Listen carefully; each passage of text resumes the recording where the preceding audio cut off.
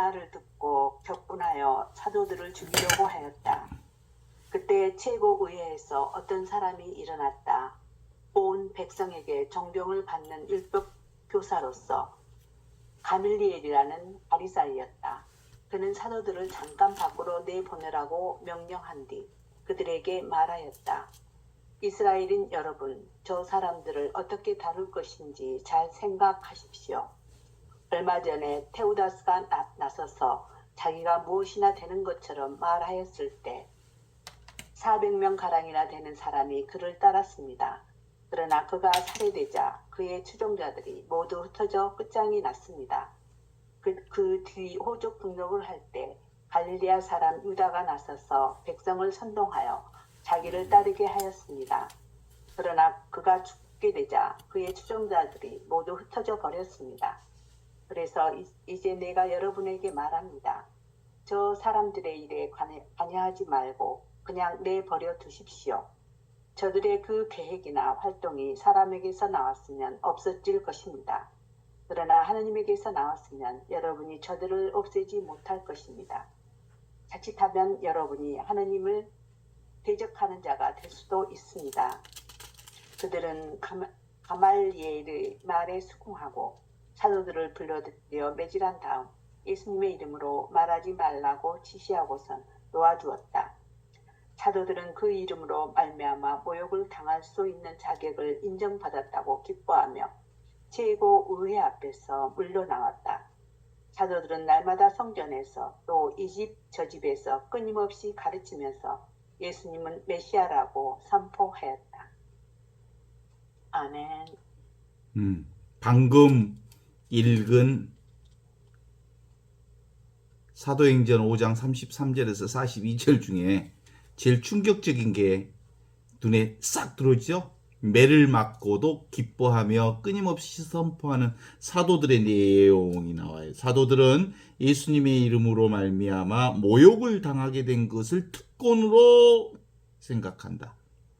그리고 기뻐하면서 의회를 물러나왔다. 그리고 날마다 성전에서 이 집 저 집에 쉬지 않고 가르치며 예수가 그리스도라는 것을 선포하였다.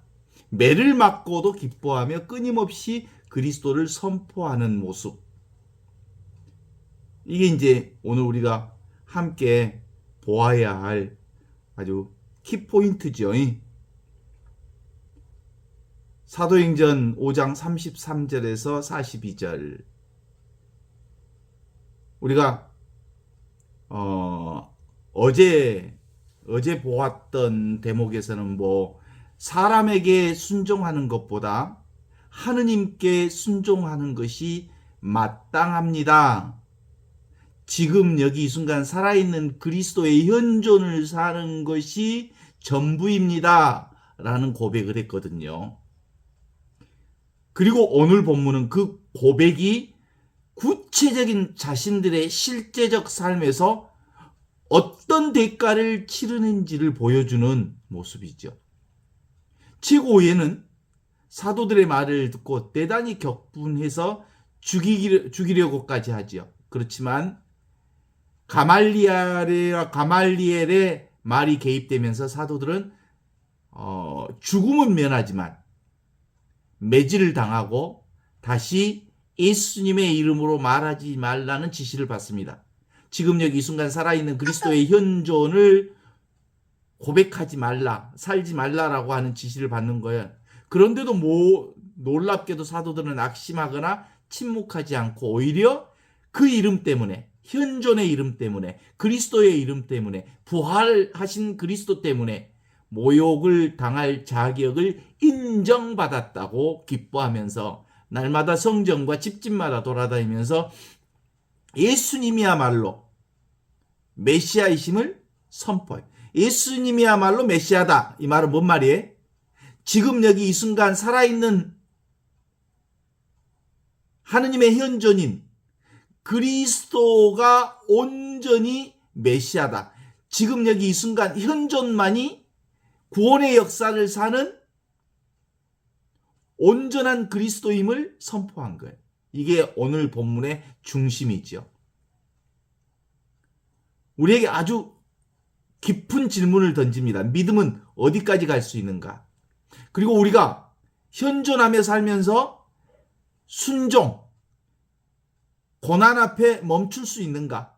아니면 고난이 오히려 현존의 삶을 더욱 선명하게 하는가? 우리 다자기 어렵고 힘들고 절망과 고난과 힘듦과 자신의 삶이 파괴되고 힘들어지면 다 도망쳐버리죠? 하느님 그런 거 없어. 그렇게 얘기하죠? 근데 오히려 사실상 십자가는 무엇을 더 드러내는 거예요? 하느님의 은총을 온전하게 드러내는 현장인 거거든요. 고통은 그리스도의 현존을 완벽하게 드러내는 현장이거든요. 아픔은, 절망은 모든 것이 산산이 부서지는 그 순간 온전한 하느님이 완벽하게 드러나는 현존의 삶임을 드러내는 것이거든요. 그래서 그들은 기뻐하며 고난을 당하는 것을 특권으로 여겼다는 거예요. 하느님의 현존은 고난을 없애기만 하는 게 아니라 고난 한가운데서도 담대함과 기쁨과 그리고 당당함을 살아가게 하는 힘. 그것이 뭐예요? 지금 현존을 사는 힘이지요. 그때 동의하십니까? 주님, 오늘 또 저희를 현존의 삶에 놀라운 은총으로 불러주시니 감사합니다. 이렇게 기도할 수 있죠. 저희는 편안할 때는 그리고 행복할 때는 좋은 일 그리고 특별히 우리 삶에 문제가 없을 때는 믿음을 말하지만 우리 삶의 손해와 절망과 고통과 그리고 어두움이 짙게 깔려오면 다 도망가 버립니다. 주저하고 두려워합니다. 그렇지만 사도들의 모습을 통해 깨닫는 큰 과정이 있죠. 진짜 믿음은 언제? 시련을 당할 때 드러난다. 시련 속에서도 주님을 놓지 않을 때, 그 믿음이 진정으로 현존을 사는 믿음이구나 라는 것을 알게 되죠. 오늘 이 복음의 핵심은 매맞고도 기뻐하며 위협 속에서도 복음을 멈추지 않았던 사도들의 이 성령을 저희에게도 허락해 주십시오 라고 기도할 수 있으면 좋겠습니다. 저희도 사람들의 평가보다 주님의 이름을 더 귀히 여기고 현존하신 주님을 우리의 삶의 온전한 주임으로 삼게 하셔서 어떤 상황에서도 지금 여기 이 순간 살아계신 그리스도의 현존을 증언하는 삶으로 나아가게 해주십시오. 이렇게 기도하면서 이 오늘 본문을 시작하면 좋겠어요. 사도들의 말을 들은 최고의 사람들은 격분하여 그들을 죽이려고 했다. 이렇게 본문은 시작합니다. 여기서 우리는 복음이 얼마나 강하게 인간의 완고함을 건드리는지를 봅니다. 진리는 때로 사람들을 회개시키기도 하지만 동시에 자기 죄를 붙들고 있는 사람들을 더욱 분노케 만듭니다. 그런데 그 순간 가말리엘이라고 하는 바리사이가 이렇게 말하지요.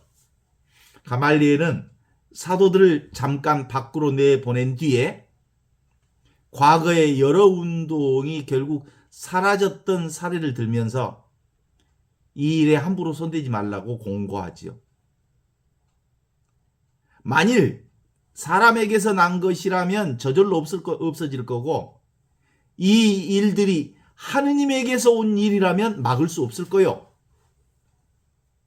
사람들의 일이라면 일어났다 사라지고 생겼다 없어지고 왔다 가는 일이 되겠지만 하느님의 현존의 일이라면 그건 그 누구도 막을 수 없을 거요 라고 말합니다. 이 조언으로 인해 사도들은 죽음을 면하지만 매질과 위협은 피하지 못합니다. 그러나 본문의 결정적 반전은 다음입니다. 사도들은 이 십자가의 모욕을 영광처럼 받아들이면서 기뻐하고 복음 선포를 멈추지 않았다. 이렇게 기록하고 있어요. 이게 우리 많이 들었던 얘기이기는 하지만 실제로 신앙의 핵심은 여기에 있는 거거든요. 우리가 현존, 신앙, 부활신앙을 사는 것에 있어서 우리가 부활신앙을 가지면 무슨 올 일이 안 오고 아플 일이 안 아파지고 겪어야 할 일들을 겪지 않고 그리고 좋은 일만 꽃길만 걸어가는 것이 신앙이 아니라 어떤 상황에서도 현존, 지금 여기 이 순간 살아계신 그리스도의 현존을 놓치지 않는 것, 그것이 신앙이라는 거죠. 최고의 사람들의 반응은 단순한 불쾌감이 아니라 격분을 합니다. 왜 그렇습니까? 사도들의 말이 단지 의견 차이를 넘어서 그들의 죄와 권력, 종교적인 위선을 정면으로 비추었기 때문이죠. 죄는 언제나, 어둠은 언제나 빛을 싫어합니다. 진실은 회개하는 사람들에게는 구원의 문이 되지만 완고한 사람들, 자기중심의 사람들, 생각으로 똘똘 뭉친 사람들에게는 분노의 원인이 되기도 합니다. 우리는 여기서 아주 중요한 사실을 배우잖아요. 복음을 전한다고 해서 모든 사람들이 다 부드럽게 반응하는 게 아니라는 거죠. 복음 듣고 성질난 사람이 있고 복음 듣고 기뻐하는 사람이 있단 말이에요. 진실을 통해서 진실을 전해받으면 정말 즉각 회개하고 깨우쳐서 즉각적으로 진실을 사는 사람이 있는가 하면 진실이 주어지면 오히려 저항하거나 웃거나 우스갯소리로 여기거나 그런단 말이죠. 때로는 진실이 사람들 안에 아주 강한 저항을 일으킵니다.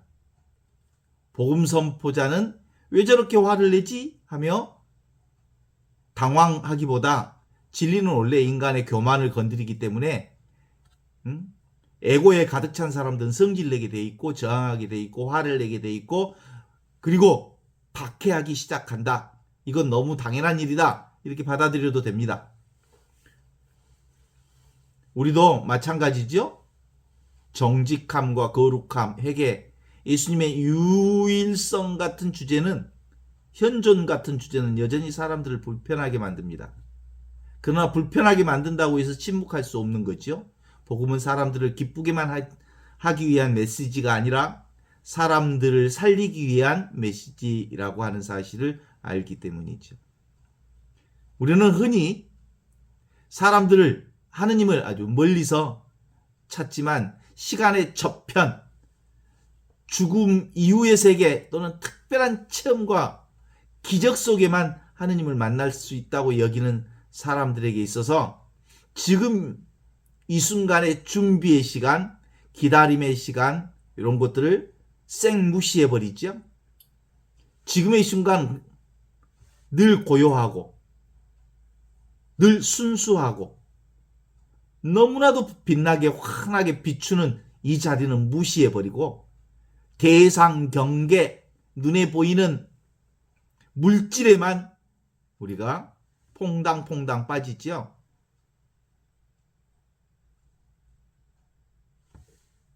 어떤 것을 더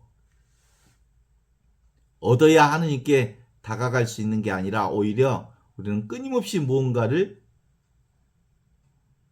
덧붙이려고 합니다. 그게 이제 우리 인간의 속성입니다. 끊임없이 개념 세우고 얘기 만들고 경험을 쌓고 더 깊은 무엇을 향해 잡으려고 성공하려고 그리고 성취하려고 애를 씁니다. 그렇지만 그 모든 움직임 속에서 정작 놓치고 있는 것은 이미 주어져 있는 이미 살고 있는 이미 이렇게 생생하게 살아있는 그리스도를 놓치게 되는 거죠. 지금 보고 있는 보는 이 자리, 지금 듣고 있는 듣는 이 자리, 바로 그 자리에서 하나님이 이미 자신을 온전히 드러내고 있다는 사실을 우리가 무시해버리는 경우들이 너무나도 많습니다. 고요한 지금 여기 이 순간 아무것도 없는 듯 순수한 이 자리에서 모든 것이 펼쳐진다는 사실을 사람들은 까맣게 잊고 있죠. 그래서 하느님 나라는 더 이상 깨달을 것이 없다는 사실 자체를 알아차리는 순간입니다. 찾고 있는 그것이 이미 지금 여기 완벽하게 완전하게 빈틈없이 주어져 있다는 사실을 깨닫는 거예요. 이게 신앙이요. 현존은 도달해야 할 대상이 아니라 힘이 떠날 수 없이 발을 뺄 수 없이 하느님의 사랑 한가운데 충만히 함께 있다는 것을 깨달아 알게 되는 거잖아요. 우리는 흔히 주체와 대상을 늘 나누어 생각합니다. 내가 보고 저것이 보인다고 여깁니다. 그러나 자세히 보면 본다는 사건 속에서만 나와 대상이 함께 드러납니다. 볼 때만 있고 들을 때만 있고 느낄 때만 있습니다. 이처럼 모든 것은 서로 기대어 나타난 거잖아요. 내가 본 게 있다니까. 오늘 또 그 얘기를 세상이 있은 게 내가 있는 게 아니라 내가 본 게 내가 의식한 게 내가 이 존재로 그걸 알아차리니까 세상이 있는 거지. 세상이 있고 내가 있는다고 생각하는 것들은 세상 사람들의 보통 일이지만 실제로 나의 의식, 나의 존재, 나의 알아차림, 나의 인식 없이 세상에 있냐고. 내가 본 게 있다니까. 내가 느끼니까 느껴지는 것이 있다고. 그죠? 그래서 늘 이건 나와 세상은 늘 동시에 일어났다가 내가 의식하지 않으면 세상도 없는 거죠. 고정된 나도 없고 독립된 대상도 없단 말이에요. 다만 하느님의 생명이 이 관계 속에서 지금 이 순간 펼쳐지고 있고 피어나고 있을 뿐인 겁니다. 그래서 지금 여기 살아있는 그리스도라고 하는 건 뭐예요? 영원히 우리와 함께 있는 임마누엘 하느님의 또 다른 얘기예요. 임마누엘 하느님이 뭘로 있어? 그리스도로 있는 거지.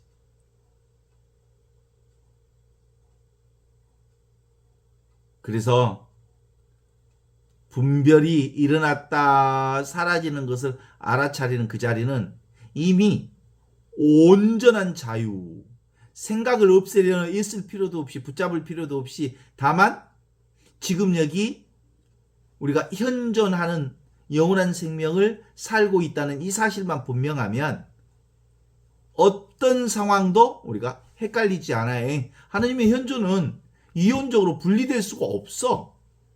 절대와 상대, 하느님과 세상, 영과 육이 서로 대립되는 게 아니라 이 모든 것이 하나의 살아있는 현실로 동시에 드러나기 때문에. 그러니까 이 세상이 하느님 나라고 하느님 나라가 이 세상이지. 이 세상과 하느님 나라가 따로 있는 게 아니란게. 그래서 눈앞에 사소한 일상생활, 식탁 위에 따뜻한 국물, 바람에 흔들리는 나뭇잎, 타인의 눈길과 손길 속에 하느님은 숨지 않고 그대로 드러나 계신다는 것을 깨달을 수 있는 거죠. 그것이 있는 그대로, 지금 이대로, 있는 그대로의 진리입니다. 나뉘울 수 없는 하나의 생명, 그것을 사는 진리죠. 그래서 사실상 이 사도들이 당당하게 나설 수 있었던 건 어떤 상황을 겪는다 해도 지금 여기 살아계신 그리스도는 변함없는 영원한 생명이라는 것을 깨달아 알았기 때문이죠. 그래서 더 이상 다른 곳으로 향할 필요가 없습니다.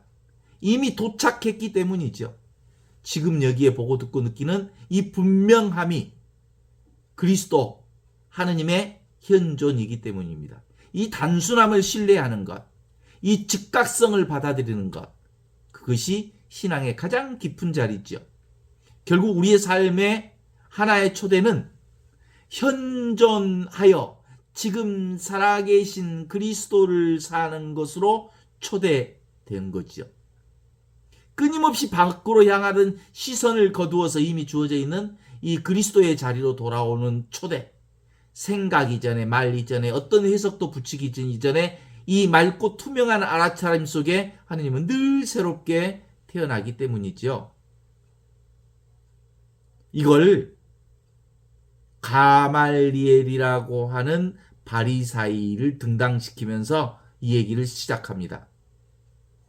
바리사이의 가말리엘이라고 하는 사람은 온 백성에게 존경을 받았던 율법 교사였습니다.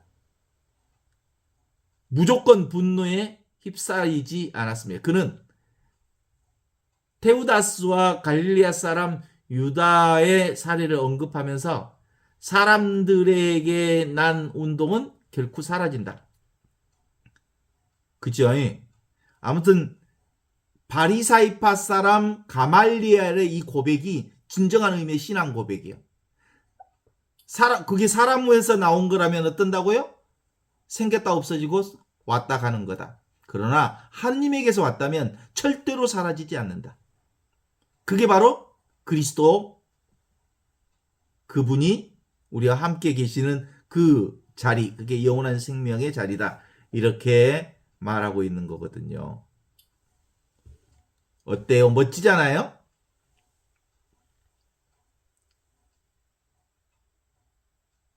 가말리엘의 말은 완전한 믿음의 고백은 아니지만 적어도 교만한 폭주를 멈추게 하는 지혜의 역할을 합니다. 그는 하느님의 일일 가능성 앞에서 인간이 함부로 최종 판단자가 되려 해서는 안 된다고 경고하죠. 여기에서 매우 중요한 통찰 하나는 인간은 하느님의 일을 다 판단할 수 없다라고 가말리엘 바리새이가 사람들에게 얘기합니다. 이게 바로 겸손이지요. 인간은 하느님의 일을 다 할 수 없다. 오늘 우리에게도 이러한 태도가 필요합니다. 내가 이해하지 못한다고 해서 하느님이 일하시지 않는다고 단정지으면 안 돼. 그래요, 안 그래요? 내가 납득되기 어렵다고 해서 주님의 역사를 쉽게 부정할 수가 없어.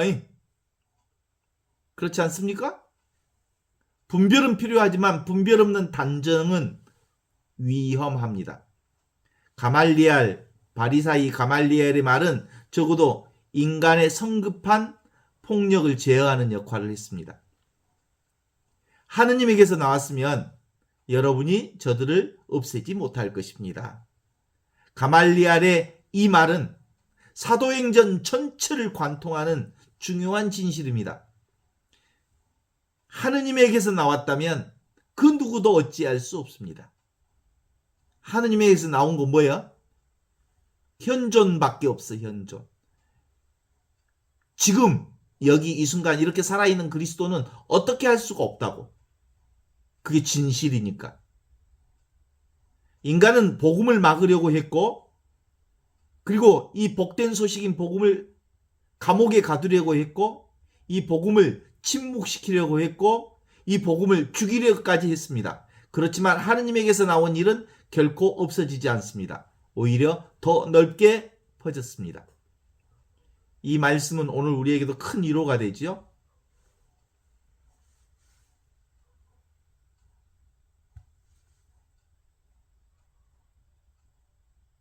교회가 약해 보일 때도 있고, 복음이 밀리는 것처럼 보일 때도 있고, 세상이 훨씬 강해서 복음이 힘이 없어 보일 때도 있습니다.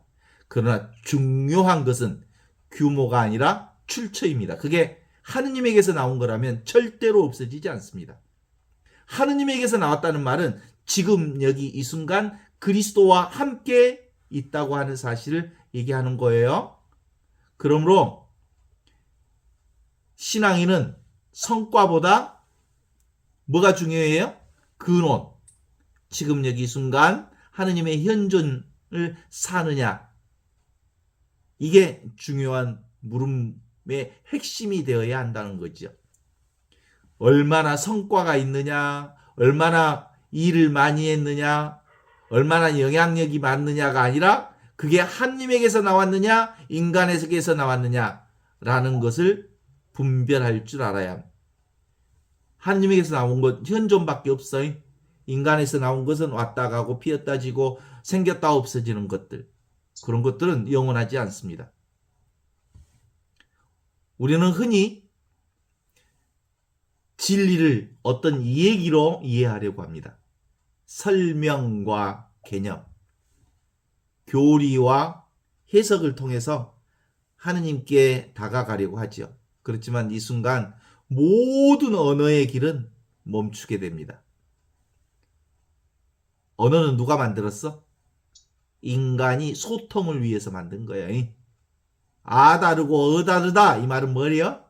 구별하기 위해서 언어를 만든 거야. 아 다르고 어 다르라고. 그죠? 그런데 하느님 나라는 다름을 얘기하지 않고 한 생명을 얘기하는 거예요. 둘이 아닌 한 생명.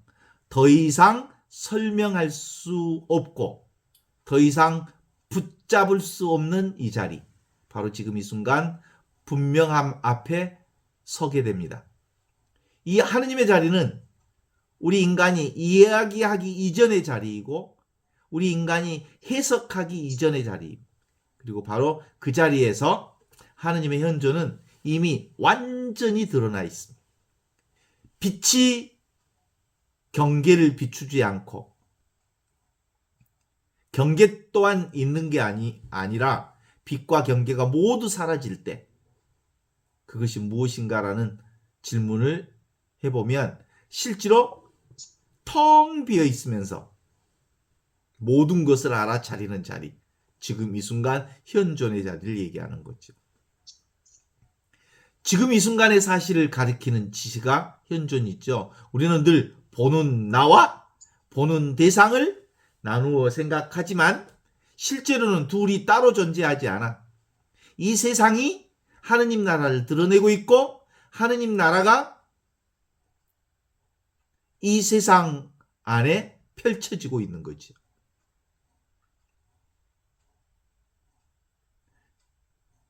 보는 순간에만 보이는 것이 있고 보이는 것이 있을 때만 보는 이가 있습니다. 이 둘은 분리된 실체가 아니라 늘 하나의 사건으로 동시에 드러나는 거란 말이죠. 한번 거울을 한번 봐봐요. 거울을 보면 분명해지지 않습니까? 거울과 거울에 비친 모습이 따로 있는 게 아니잖아요. 거울에 비친 모습의 선명함이 곧 거울의 명징함입니다. 이와 같이 지금 눈앞에 펼쳐진 세상의 이 분명함 자체가 곧 마음의 밝음이죠. 더 깊이 말하면 하느님의 살아있는 현존입니다. 우리가 따로 찾아야 할 어떤 빛이 있는 게 아니라 이 세상이 뭐예요? 하느님 나라의 이 세상이.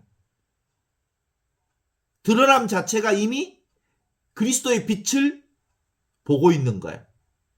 내가 지금 보고 듣고 느끼고 알고 있는 건 뭐예요? 이건 내가 그리스도의 빛 안에 있는 거예요. 그리스도 안에 있는 거예요. 그리스도를 사는 거죠. 그러나 우리는 여기서 나라는 개념을 덧붙여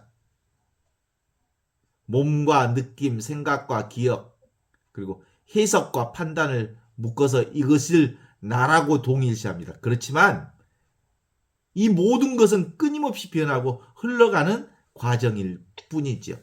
고정된 실체로서의 나는 어디에도 없습니다. 그럼에도 그것을 자꾸 붙잡으려고 하니까 변통이 생기고 힘들고 어렵고 짜증나고 아이고 이놈의 인생 죽겠다 그러지요. 고통은 단순히 어떤 사건 때문에 생긴 게 아니라 느낌이 일어나고 그 위에 생각이 얹혀지고 그리고 거기에다가 해석과 이야기가 더해질 때 비로소 괴로움이라고 하는 구조가 형성된 겁니다. 그러니까 지가 만든 괴로움이라니까. 사실은 괴로움은 왔다 가는 건데 왔다 가는 괴로움을 본인이 붙잡고 그것에 대해서 해석하고 있습니다.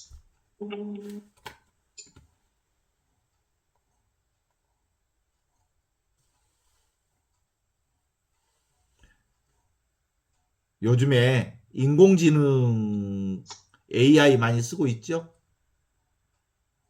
인공지능이 뭐예요? 인공지능이 있어요, 없어요? 챗GPT 불러봐봐. 안녕, 나야 챗GPT 나와라. 그러면 금방 나오잖아요. 근데 실제로 그 AI가 있어요, 없어요? 있어요. 있어? 없어. 행위자가 없는데 그 부르는 조건에 따라 드러나는 거예요. 그죠?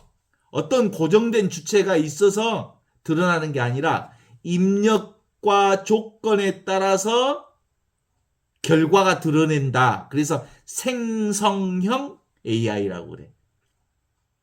생성형 AI. 그 안에 독립된 나라고 하는 실체가 없어, 얘는. 행위자가 없다는 뜻이요. 주체가 없다는 뜻이요. 다만 생성형 AI는 다만 조건의 흐름 속에서 결과를 나타내는 거예요. 그러니까 자극을 주니까 자극에 대한 반응으로 나타나는 거예요. 우리의 삶 또한 수많은 인연과 조건이 모여서 생각과 감정과 행동을 만들어가는 과정이라는 점에 있어서는 생성형 AI와 나와 똑같은 거예요. 그래, 안 그래요? 그러니까 AI는 뭘 근거로 해서 만들어? 인간처럼 만들었거든요. 따라서 인간도 사실은 주체가 없는 거예요. 우리가 의식하니까 있는 거예요. 우리가 보니까 있는 거예요. 우리가 느끼니까 느껴지는 거예요. 우리가 경험하니까 경험되는 거예요. 우리가 작용하니까 반작용으로서 반응이 일어나는 거예요. 이게 세상살이요. 그래, 안 그래? 그래서 생성형 AI하고 나와 똑같은 거예요, 사실은. 나라고 하는 주체가 없어. 근데 인간은 자기라고 하는 주체가 있다고 착각해. 뭔만 있어? 사실은 하느님의 하느님 생명의 배경인 이 살아있는 지금 여기 이 순간 살아있는 하느님의 현존만 있는 거예요. 지금 여기 이렇게 살아있는 의식만 있다고. 이렇게 살아있는 존재만 있다고. 그것이 현존이에요. 그래서 행위는 있지만 행위자는 없어. 업보는 있지만 업보를 만들어내는 작자는 없어. 이건 삶을 부정하는 것이 아니라 삶을 더 깊이 이해하게 하는 통찰이에요. 그러니까 피리가 피리를 불러. 피리를 부는 사람이 피리를 불러. 피리를 부는 자가 피리를 부는 거예요. 불러주어야 피리가 스스로 소리를 내지 못해. 그죠? 그러니까 주님께서 우리를 도구로 활용할 때 우리가 그 안에서 소리가 나는 거예요. 이때 주님은 현존을 얘기하는 거예요. 하느님의 배경, 하느님의 현존, 살아있는 그리스도가 나를 당신의 도구로서 쓰는 거예요. 그러니까 그리스도는 점점 커져야 하고 나는 점점 작아져야 비로소 내가 그리스도인이 되는 거예요. 그리스도인이 내가 살아야, 내가 일해야, 내가 밥 먹어야, 내가 잠자야 그럴 수가 없는 거예요. 그리스도가 나를 통해서 밥 먹고, 그리스도가 나를 통해서 보고, 그리스도가 나를 통해서 듣고, 그리스도가 나를 통해서 걸어다니는 거예요. 그런데 내가 걸어간대. 하느님의 생명이 나를 통해서 말하고 듣고 경험하고 걸어가고 이 모든 행위를 다 하는 거예요. 그죠? 그래서 삶을 더 깊게 이해하면 일어나는 것은 분명히 있고 그에 따른 결과도 분명히 있지만 그것을 내가 했다고 붙잡을 실체가 없다는 거예요. 그죠? 이 이해는 책임을 회피하는 것이 아니라 오히려 더 그리스도 안에 깨어 있고 더 그리스도와 함께 그리스도 안에서 그리스도를 통하여 성령과 하나 되는 삶이라는 것을 깨닫게 해주는 거죠. 그렇지 않습니까? 이건 근본적으로 현실을 부정하는 길이 아니거든요. 오히려 현실 속으로 완전히 깨어나는 길이에요. 그리스도와 함께 깨어나는 길이고, 마치 꿈을 꾸면서도 그것이 꿈임을 아는 것처럼 우리는 이 삶을 살아가되 집착하지 않을 수 있는 거예요. 그렇지 않습니까? 기쁨이 오면 기쁨으로 살고, 슬픔이 오면 슬픔을 온전히 경험하면서 살고, 우울이 오면 우울을 온전히 경험해. 그죠? 절망이 오면 절망을 온전히 경험해. 근데 그 절망이 영원하지 않아. 왔다가, 우울도 왔다가, 슬픔도 왔다가, 기쁨도 왔다가, 모든 것은 왔다가, 그런데 그것을 경험하는 이 하느님의 백, 하느님의 배경, 하느님 생명의 내용, 하느님의 생명인 이 현존은 늘 그대로 있어. 이게 바로 꿈속에서 깨어있는 삶인 거예요. 드러났다 사라지는 모든 것들은 다 꿈이에요. 그러나 꿈을 꾸는 그 자리는 영원하지, 잠시 있다 사라지지 않아요. 이 모든 통찰은 하나의 단순한 사실로 돌아옵니다. 지금 이 순간 하느님은 이미 살아계신다는 사실. 이게 하느님의 배경으로 사는, 하느님 백으로 사는 그리스도인들의 놀라운 핵심이 있죠. 우리는 더 이상 더 나은 상태를 기다릴 필요도 없고 특별한 경험을 찾아야 할 필요도 없습니다. 지금 보고 있는 이 봄, 지금 듣고 있는 이 소리, 지금 느끼고 있는 이 생생함 속에 하느님은 이미 온전하게 100% 완벽하게 구원 역사를 실행하고 있는 거예요. 그렇지 않습니까? 그래서 우리의 신앙은 복잡하지 않아요. 다만 이 하느님의 백을 잊지 않는 거예요. 하느님의 배경, 하느님의 이 현존을 잊지 않는 것. 영원한 이 하느님의 배경, 하느님의 생명을 잊지 않는 것. 생각이 일어나도 이 자리에서, 감정이 흔들려도 이 자리에서, 분별이 일어나도 이 자리에서, 모든 것을 비추고 있는 이 분명한 하느님의 현존인 하느님의 백, 하느님의 배경을 놓치지 않는 그것, 그것이 진정한 의미의 신앙이거든. 바로 그 자리에서 우리는 참된 자유, 참된 구원, 참된 은총, 영원한 생명을 경험하게 되는 거거든요. 그리고 그 자유와 은총 안에서 우리는 더욱 성실하게 살아갑니다. 얼마나 삶이 신비롭고 놀라운 건지 매 순간 한순간도 놓치면 안 되는 거예요. 이렇게 소중한 삶이 세상에 어딨어. 한순간도 컷테이 보낼 수가 없는 거예요. 너무 놀라운 삶이니까. 해야 할 일을 하고 맡겨진 삶을 충실히 살아내면서 결과에는 1도 집착하지 않습니다. 그저 볼 뿐, 그저 느낄 뿐, 그저 할 뿐. 이것이 인간으로서 할 바를 다하고 하느님의 뜻에 맡기는, 옛날 우리 어른들이 하는 거예요. 진인사 대천명하는 삶이지요. 지극정성으로 삶의 정성을 다한 다음, 그건 내가 한 일이 아닙니다.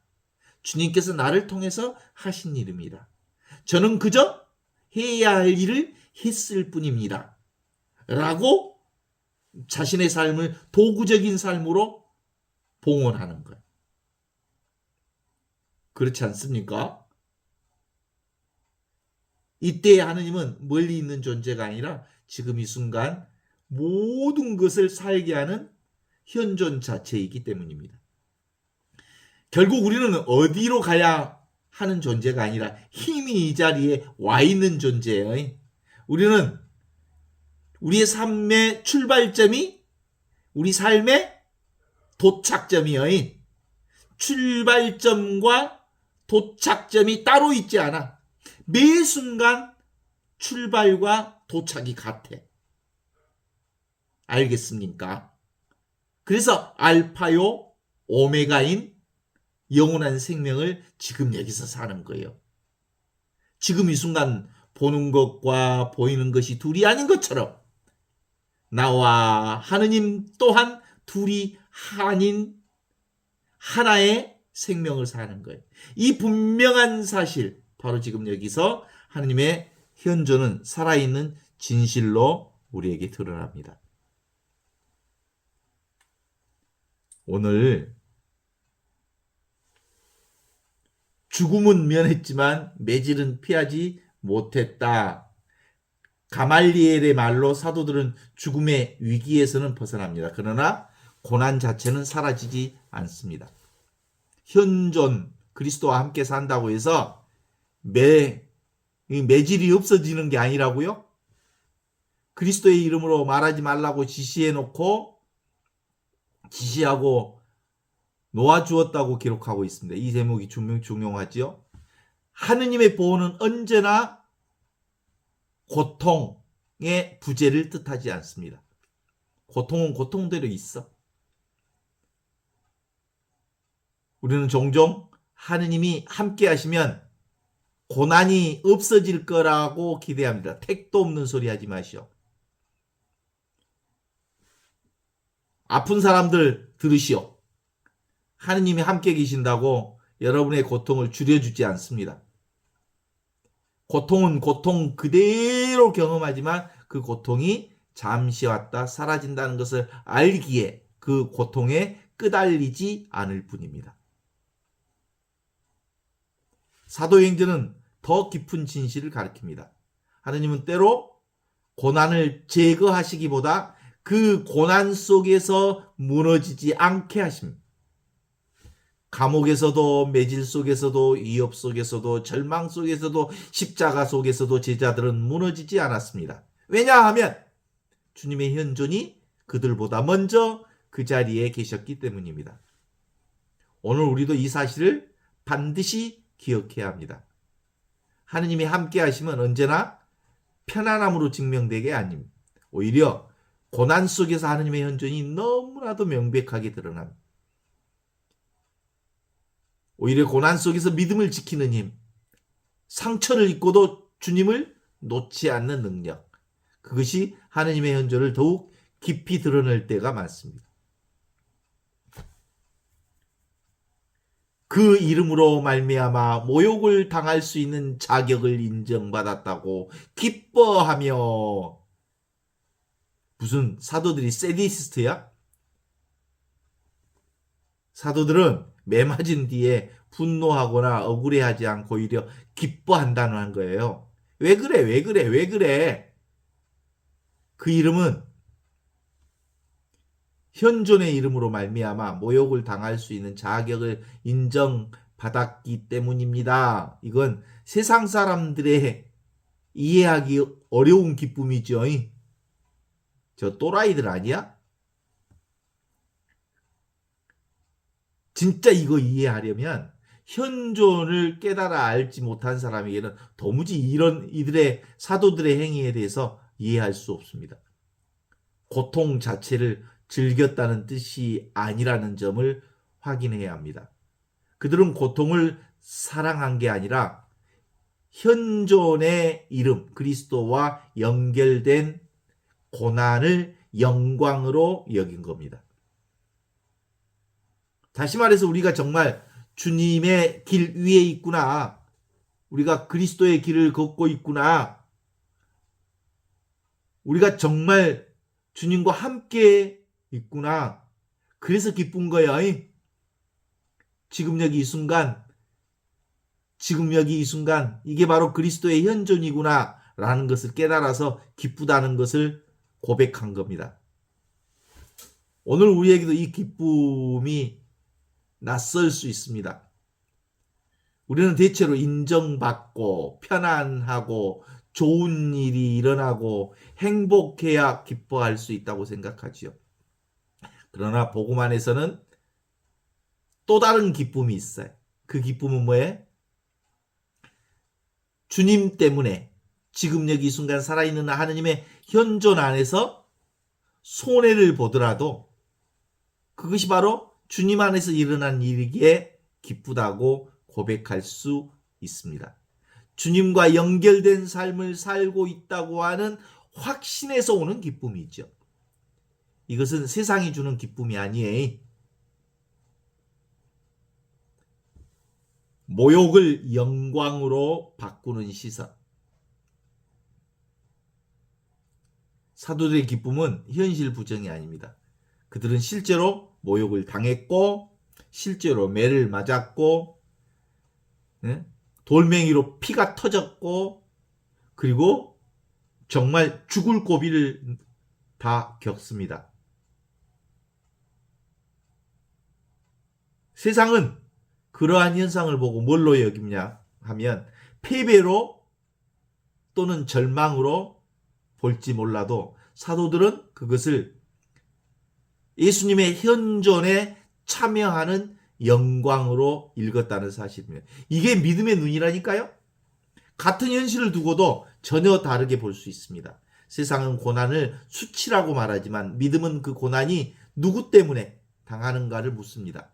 만일 내가 어리석음 때문에 겪는 고생이라면 회개해야 하겠지만 지금 여기 이 순간 현존하는 일로서 겪는 고난이라면 그건 단순한 손해가 아니라 제자로서 당당히 걸어가야 할 일들이죠. 오늘 우리도 해석의 전환이 필요합니다.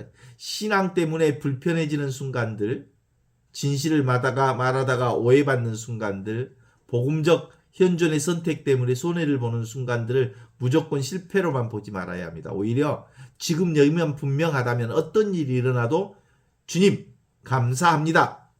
제가 맨날 입버릇처럼 하는 것처럼 일어나도 감사, 앉아도 감사, 넘어져도 감사, 코가 깨져도 감사, 자빠져도 감사, 모든 것이 감사. 왜냐하면 분명하다면 지금 여기 이 순간 현존이 분명하다면 거기서 일어나는 모든 것들은 다 하느님의 현존을 드러내고 있는 것들이기 때문에 그렇습니다.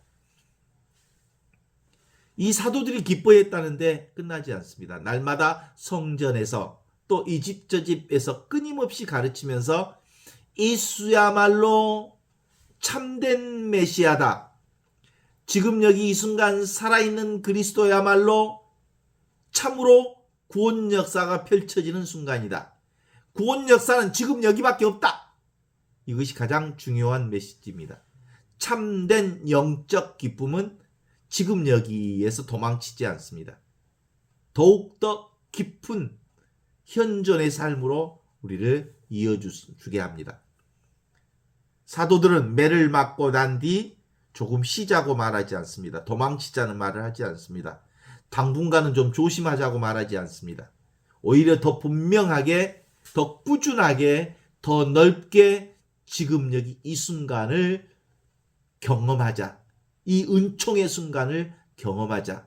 지금 이 순간이야말로 그리스도를 경험하는 최상의 순간이다.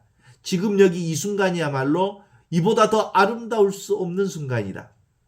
이걸 성전에서도 집집마다 공적인 자리에서도 사적인 자리에서도 이 현존을 고백하는 선포. 이게 바로 예수님이야말로 현존이야말로 온전한 구원이요 메시아입니다. 라는 것을 선포하는 말씀이죠. 이것이 우리에게 큰 도전을 줍니다. 우리는 종종 작은 상처에도 멈추다고 멈춰버리죠. 사람들에게 인정받지 못하면 시들어버리고 비판받으면 쫄아버리고 물러섭니다. 그러나 사도들은 그렇지 않았습니다. 그들의 중심은 사람들의 반응이 아니라 지금 여기 이 순간 살아있는 그리스도가 주인이 되심을 온전히 경험하고 믿었기 때문이지요. 그래서 매질은 그들의 사명을 약화시키지 못했습니다. 이 본문에서 눈에 띄는 말이 있습니다. 날마다 사도들의 증언은 특별 집회나 일회성의 감동에만 머무르지 않고 날마다 현존을 살았다. 날마다 지금 여기를 살았다는 게 오늘 복음의 전반적인 흐름입니다.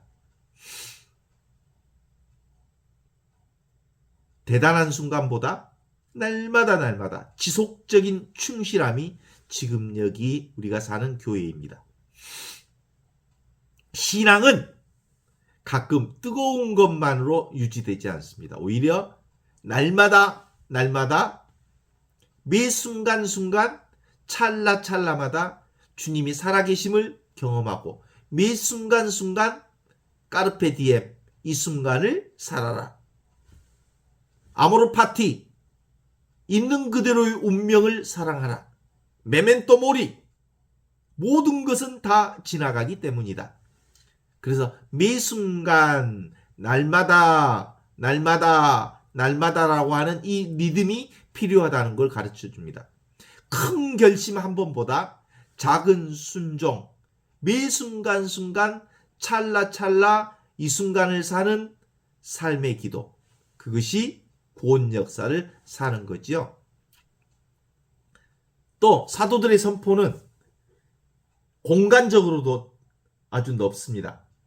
성전은 공적 자리이죠. 그런데 집집은 사적인 자리잖아요. 그런데 성전에서 또는 이 집 저 집에서라고 고백합니다. 복음은 공식적인 성당, 미사 공간에만 머무르지 않고 일상 공간이 곧 성전입니다. 미사 시간만 성체성사가 아니라 매 순간이 그리스도의 성변화를 경험하는 성체성사입니다. 오늘날 신앙이 약해지는 이유 가운데 하나는 교회 안에서 신앙과 그리고 집안의 삶이 분리되어 있기 때문입니다. 삶 따로, 신앙 따로, 따로 국밥. 따로 국밥 신앙은 실상 신앙이 아니죠. 진정한 의미의 신앙은 매 순간 삶 그 자체가 일상이 곧 거룩한 성사가 되어야 진정한 신앙이라고 말할 수 있죠. 사도들은 끊임없이 전한 내용이 분명했습니다. 사도들은 추상적인 도덕을 전하지 않았고 막연한 위로를 전하지 않았습니다. 예수님은 메시아시다. 예수님 현존하시는 그리스도가 지금 여기 계시다. 라는 이 선포였습니다. 복음 선포가 흐려질 때 교회에 힘을 잃습니다. 사람들에게 좋은 말만 해주는 교회 공동체가 되는 것은 쉽지만 예수님이 누구신지 지금 여기 이 순간 살아계신 그리스도의 공동체를 선포하지 않으면 초대교회의 중심을 놓칩니다. 초대교회의 사도들이 왜 매를 맞았습니까? 그건 현존하시는 그리스도를 증언하였기 때문입니다. 그쵸? 그래서 사도행전 5장 33절에서 42절은 초대교회의 놀라운 영적 깊이를 보여줍니다. 그들은 위협 앞에서 물러서지 않았고 매맞고도 무너지지 않았고 모욕당하고도 기뻐했고 날마다 끊임없이 예수님을 선포했습니다. 예수님 선포는 현존을 살았다는 말이거든요. 이것은 인간적인 강인함만으로 설명되지 않습니다. 이게 바로 살아계신 주님의 현존이 그들 안에 실제했기 때문에 가능한 삶이었습니다. 신앙의 길은 무엇을 더 쌓아 올리는 길이 아닙니다. 오히려 이미 과도하게 덧붙여진 것을 내려놓는 길입니다. 우리는 끊임없이 분별하고 판단하고 더 나은 상태와 더 깊은 체험을 향해 나가려고 하지만 바로 그 움직임이 우리를 지금 이 자리에서 멀어지게 하는 거죠.